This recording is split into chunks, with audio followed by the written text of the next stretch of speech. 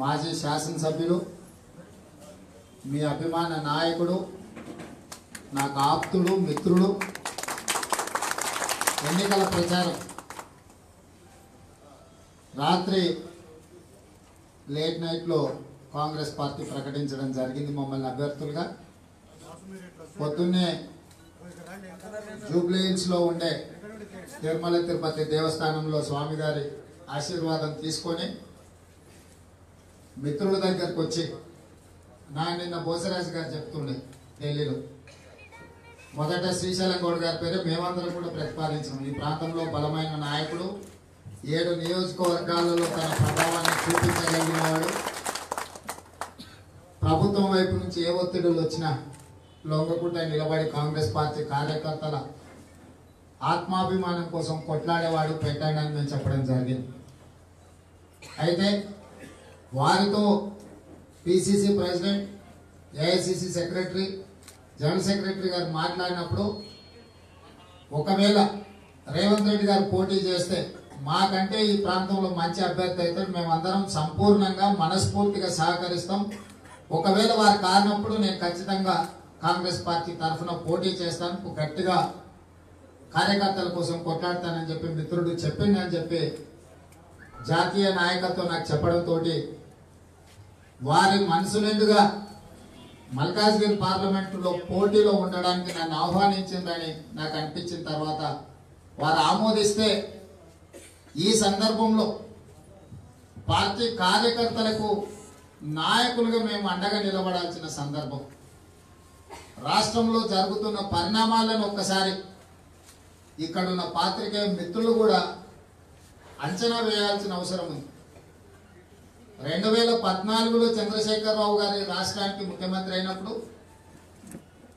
ఉద్యమ నేపథ్యం నుంచి వచ్చిన చంద్రశేఖరరావు గారు ప్రజాస్వామ్యయుతంగా పరిపాలన సాగించి తెలంగాణను అభివృద్ధి పదం వైపు నడిపిస్తాడు, 10 మందిలో తెలంగాణ ప్రజలు తలెత్తుకునే విధంగా తెలంగాణ ప్రతిష్ట పెంచుతాడని చెప్పి అన్నాడు భావించారు.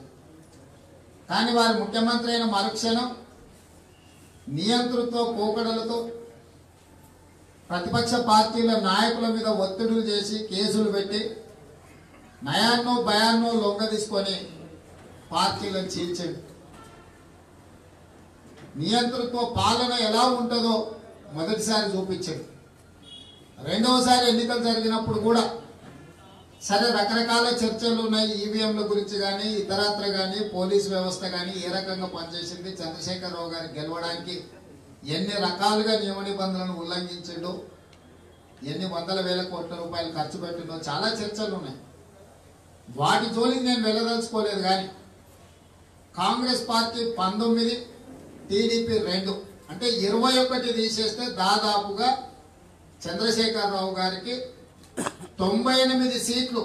ఎందుకంటే టీఆర్ఎస్ తో సహా అందరూ టీఆర్ఎస్, ఎంఐఎం, బీజేపీ వాళ్ళందరూ ఆల్మోస్ట్ కలిసే ఎన్నికలలో పోటీ చేసింది కాబట్టి 98 సీట్లు చంద్రశేఖరరావు గారికి తెలంగాణ ప్రజలు ఇచ్చిన తర్వాత ఇకనైనా మారుతాడేమో, ఒకవేళ తన అల్లుడు అనుకోకుండా వెన్నుపోటు పొడిసినా కూడా సరిపోయేటంత సంఖ్యాబలం ఉంది అని చెప్పి పరిపాలన మీద దృష్టి పెడతాడని చెప్పి మేము అందరం ఆశించినాం, అనుకున్నాం.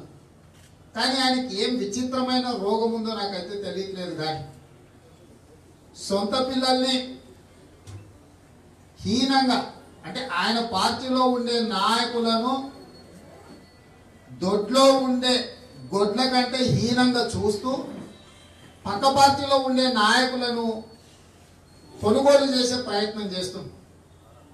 తెలంగాణ సమాజం ఆలోచన చేయాలి. ఎందుకోసం చంద్రశేఖరరావు గారు ఈ రకమైన కొనుగోళ్లకు పాల్పడి ఈ రకమైన వ్యవహారాలు చేస్తే ఏం ప్రయోజనం? పేద ప్రజలకు దీంతోనే ఏమైనా ప్రయోజనం ఉందా? ఇన్ని రకాల ఒత్తిడులకు గురి చేసి పార్టీ ఫిరాయింపులను ప్రోత్సహించి నాయకులను తన పార్టీలో కలుపుకొని అసలు ఎన్నికలలో ఎవరు పోటీ చేయకూడదు, పోటీ చేస్తే మేము ఊరుకోమన్నట్టుగా అరాచక పాలనను రెండవసారి చూపిస్తున్నాడు చంద్రశేఖరరావు గారు. మొదటిసారి నియంతృత్వ పాలనను రుచి చూపించాడు, ఇప్పుడు రెండవసారి ఎన్నికైన తర్వాత అరాచకత్వాన్ని రుచి చూపిస్తున్నాడు తెలంగాణ సమాజానికి. ఈ సందర్భంలో ఇంతకుముందు వస్తుంటే మిత్రుడు కురుక్షేత్రంలో జరిగిన ఒక సంఘటన నాకు చూపించడం జరిగింది. అర్జునుడు యుద్ధానికి పోయిన తర్వాత మోహరించిన సైన్యాన్ని చూసి ఒక దిక్కు తాతలు, తండ్రులు, సోదరులు, బంధువర్గం, మిత్రులు, సహచరులు అందరూ కూడా మోహరించారు. ఈ రాజ్యం కోసం నేను యుద్ధం చేసి ఇంతమంది ప్రాణాలు బలిగొనాలనా, మాకు రాజ్యమే వద్దు, యుద్ధం చేయను అని చెప్పి గాంధీవాన్ని దించినప్పుడు కృష్ణుడు ఒక గీత బోధ చేశాడు.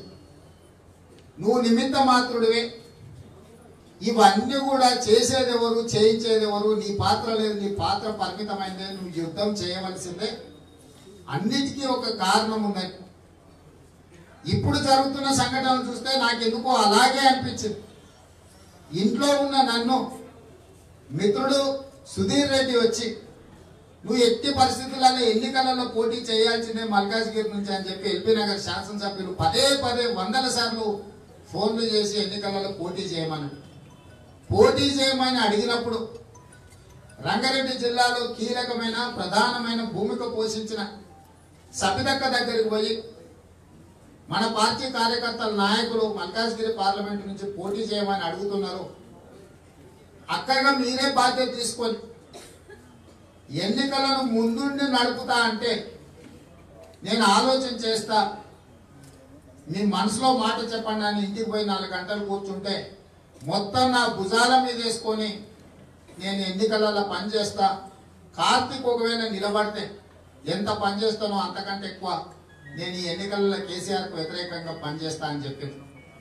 ఇవాళ బంధువులు కావచ్చు, మిత్రులు కావచ్చు, సబితక్క కావచ్చు, సుధీర్ రెడ్డి కావచ్చు, కార్తీక్ రెడ్డి కావచ్చు, లేదల్లో ఉప్పల్లో ఉండే బండారు లక్ష్మారెడ్డి గారు కావచ్చు, ఈ ప్రాంతంలో చాలా మంది బంధువులు, మిత్రులు చాలా మంది కురుక్షేత్రంలో దుర్యోధనుడి వైపు పాండవుల యొక్క బంధువులు అందరూ మోహరించినట్టు ఇవాళ కేసీఆర్ పక్కన నాకు కావాల్సిన వాళ్ళందరూ కూడా ఈ కురుక్షేత్రంలో మోహరించారు. నాకు అనిపించింది, నాకు ఇంత అవసరం ఉందా, ఇంతమంది కావాల్సిన వాళ్ళు బంధువులకు, మిత్రులకు వ్యతిరేకంగా ఈ ఎన్నికలలో నిలబడి వీళ్ళకు వ్యతిరేకంగా పోరాటం చేయాల్సినంత వ్యక్తిగత అవసరం ఉందా అని నేను ఆలోచన చేస్తే, గుళ్ళో అయ్యగారి కారు నుంచి కారులో వచ్చినప్పుడు మిత్రుల వరకు ఇది నీ అవసరం కాదు, నీ పదవి కోసం కాదు, ఇవాళ ప్రజాస్వామ్యాన్ని పరిహసిస్తూ దుశ్శాసనుడు ద్రౌపది వస్త్రాపహరణ ఏ రకంగా చేసిండో చంద్రశేఖరరావు కూడా ఈరోజు ప్రజాస్వామ్యాన్ని చెరబడుతున్నాడు. చంద్రశేఖరరావు గారికి గుణపాఠం చెప్పాలంటే ఇవాళ గాంధీవాన్ని ఎత్తాల్సిన అవసరం ఉన్నది. కాంగ్రెస్ పార్టీ కార్యకర్తల మనోధైర్యాన్ని నింపాల్సిన అవసరం ఉన్నది. ఇది నీ బాధ్యత, నీ బంధువర్గం కోసమో నీ మిత్రుల కోసమో కాదు. ఇవాళ ప్రాణాలను సైతం లెక్క చేయకుండా ఈ 3 రంగుల జెండాను మోసిన కాంగ్రెస్ పార్టీ కార్యకర్తల కోసం పోరాటం చేయాల్సిన అవసరం ఉంది అని చెప్పి మిత్రులందరూ తెలియజెప్పడంతో ఈ ఎన్నికలలో ఖచ్చితంగా నిలబడి తీరవలసిందే, కేసీఆర్ అరాచకాలను ఎదుర్కోవాలని ఇవాళ నిర్ణయం తీసుకోవడం జరిగింది.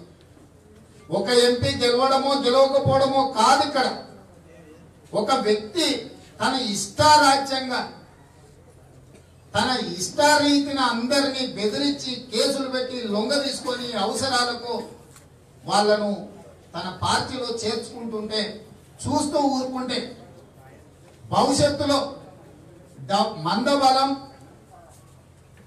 బలం ఉన్నోడు లేకపోతే డబ్బులు ఉన్నోడు అందరినీ బెదిరించి లొంగ తీసుకొని, అంటే ఒక దావూద్ ఇబ్రాహిం లాంటోడు ఒక పార్టీని బెదిరించి పార్టీని తన పేరు మీద రాసుకొని అన్ని పార్టీలలో ఉన్న ఎమ్మెల్యేలను లొంగ తీసుకొని బెదిరించుకొని కొనుగోలు చేసుకుంటే ఈ రాష్ట్రానికి ముఖ్యమంత్రిగా దేశానికి కూడా ప్రధానమంత్రి అయ్యే ప్రమాదం ఉన్నది. ఇవాళ దేశమంతా ఆలోచన చేయాలి. ప్రజల నుంచి ఎన్నిక కాబడ్డ శాసన సభ్యులను లొంగ తీసుకొని అన్ని రకాల పదవులను అందలం ఎక్కుతుంటే రేపు ఈ దేశంలో ఐఎస్ఐ ముఠాలు దావూద్ ఇబ్రాహిం ని దేశంలో ఏదో ఒక పార్టీ నాయకత్వాన్ని బెదిరించి ఆ పార్టీని ఆయన పేరు మీద రాసి తర్వాత ఉన్న ఎంపీలందరినీ కూడా దావూద్ ఇబ్రాహిం కు పార్లమెంటులో మద్దతు ఇవ్వకపోతే చంపుతామని బెదిరించి వాళ్లకు 100 కోట్ల రూపాయలు విదేశాలలో పెట్టుబడులు పెట్టి లొంగ తీసుకుంటే ఈ దేశానికి ప్రధానమంత్రి కూడా దావుద్ ఇబ్రాహిం లాంటి క్రిమినల్ అయ్యే అవకాశం ఉంది. ఇవాళ దావుద్ ఇబ్రాహిం అంతటోడు కాకపోయినా కేసీఆర్ వ్యవహార శైలి అట్లనే ఉంది.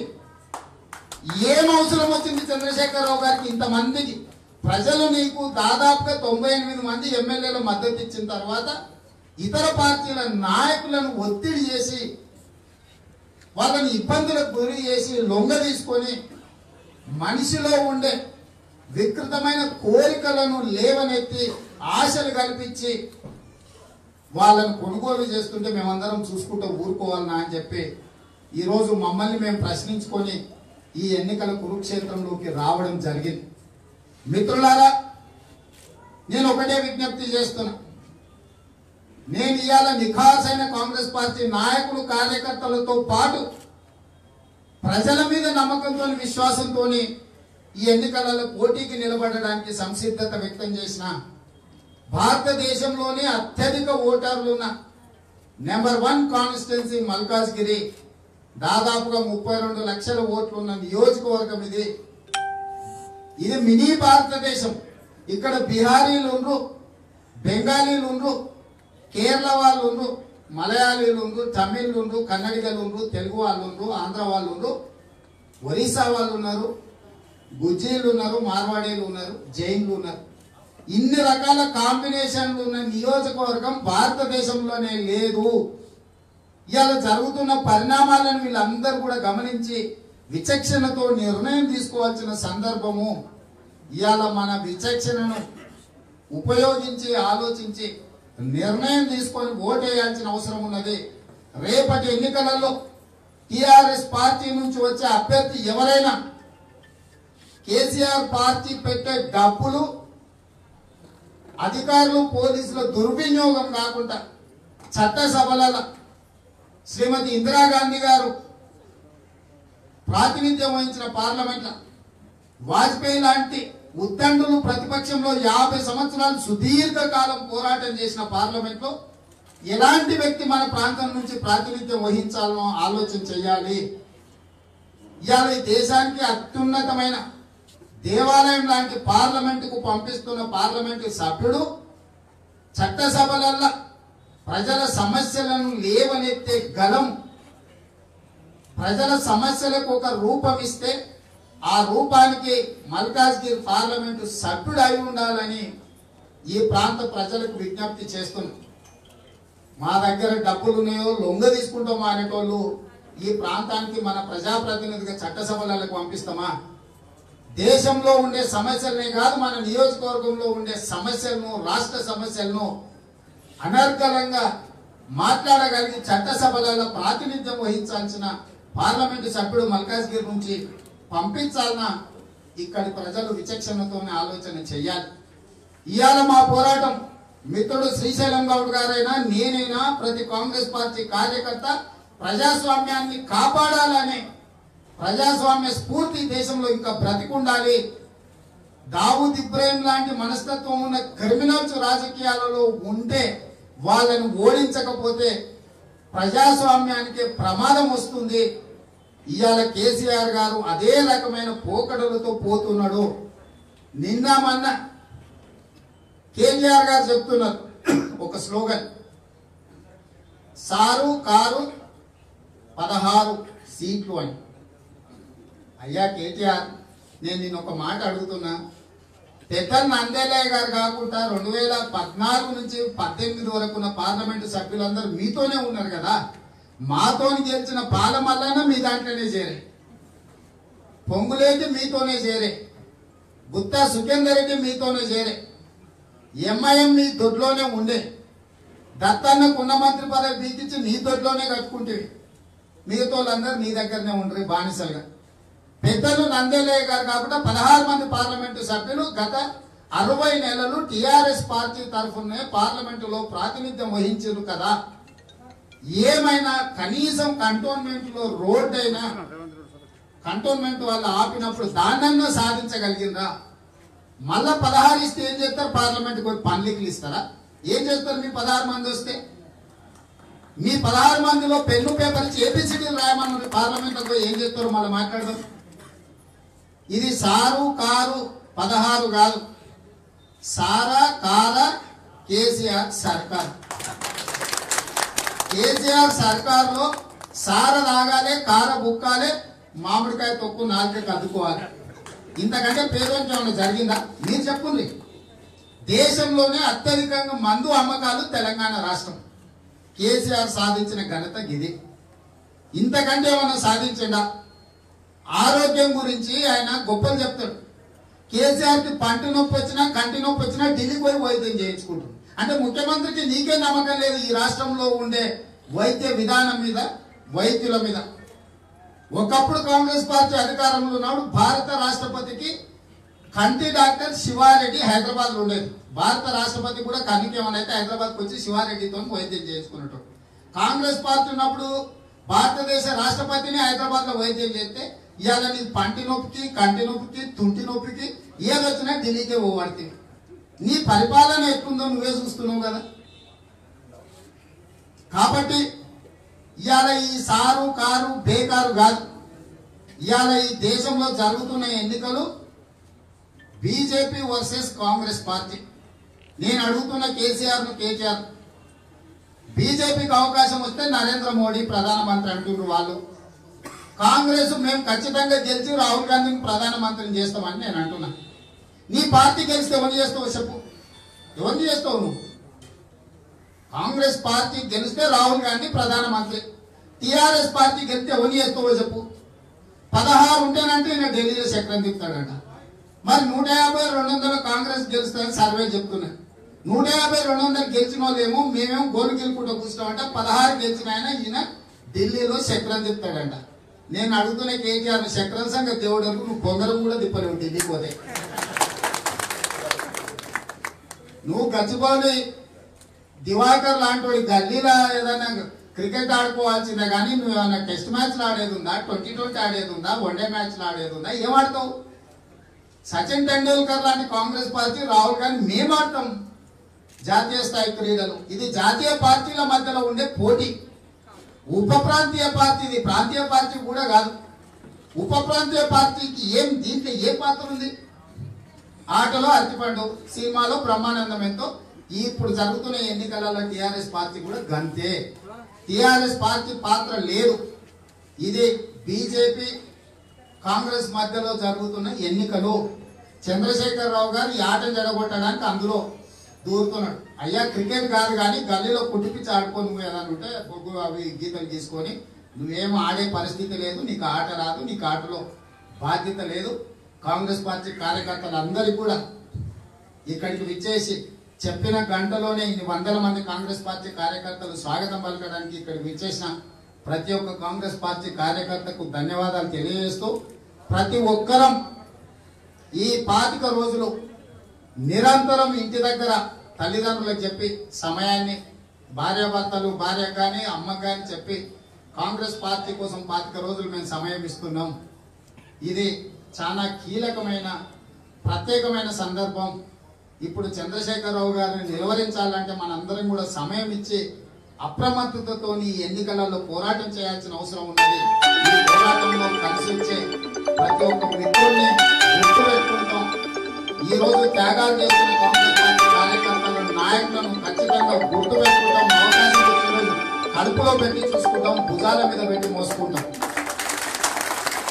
మీకు తెలుసు నా మీద 65 కేసులు వచ్చినాయన్నా, లేకపోతే ఈరోజు పడుతున్న ఇబ్బందులు అన్ని కూడా టీఆర్ఎస్ చేస్తున్న